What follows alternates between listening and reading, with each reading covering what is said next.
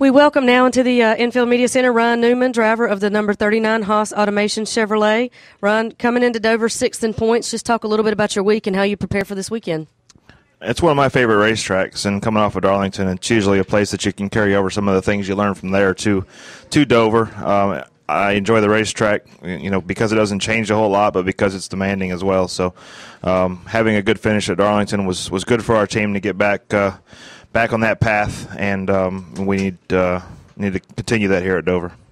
Okay, we'll open it up for questions. We'll get a wireless mic to you. Please make sure you state your name and affiliation.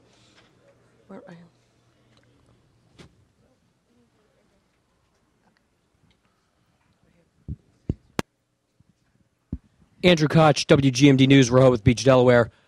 This is one of your favorite tracks. You average your best finish here out of any track in NASCAR, but yet you haven't won here since 2004. What is it that's been going wrong for you since 2003 and 2004 when you won 3 out of the 4 races here?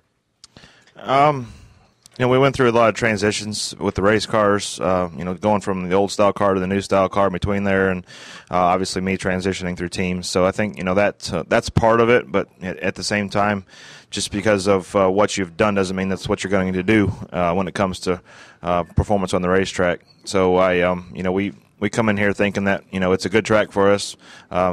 Think about why we haven't won, as you said, but at the same time, what we can do to be that winning team. Lee Spencer, Fox Sports. Can you kind of explain what secret probation is? I mean, a lot of things have been done, not in public, and, why are there public fines and there are private fines, and, at what point is it supposed to be secret? That's a secret. Honestly, I'm kind of new to the bad boy market, so I don't know exactly how it's always been versus how it is. I know that there are times when there are things that are public and there are times when things that are private. There is that in every business out there. So I can only speculate how it should be. I don't know, and I'm learning how it is. But at the same time, it's part of our sport that we're not proud of. It's like any other sport that goes through, people that are getting fined or getting penalized, or our actions detrimental to their sport.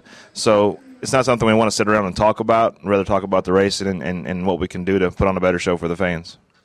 All right, we'll take a question from David Newton, then come back up for Claire. Yeah, Ryan, David Newton, ESPN.com. Your boss said earlier in the week that he would like to see more clarity with the rules. If you do X, your penalty is Y or whatever. Would you agree with him on that? Or you feel like there's too much gray out there with what's going on now? I'd say that, clarity is a good thing when it comes to, the situations we're put in because, and at the same time, every situation is a little bit different. So it is hard to clarify that from NASCAR's perspective. But, it's nice to know those things, but in the end, as Jimmy kind of alluded to, if you don't think about those things, you think about what you got to do to win a race. Those things are just a byproduct of the frustrations, and it's nice to know those things when it comes time. But as he stated, it's something you're not necessarily gonna put all your weight in. If you're frustrated, you're gonna react. So it's a difficult situation in our sport, especially because of what we do out there. It's not like you're playing against a team you only see 3 times a year. We're out there each and every week, doing things that are way more dangerous with race cars that have totally different, reactions, I guess you could say, to what can be done on the racetrack and the dangers that go along with that. Claire B. Lang, Sirius XM NASCAR Radio.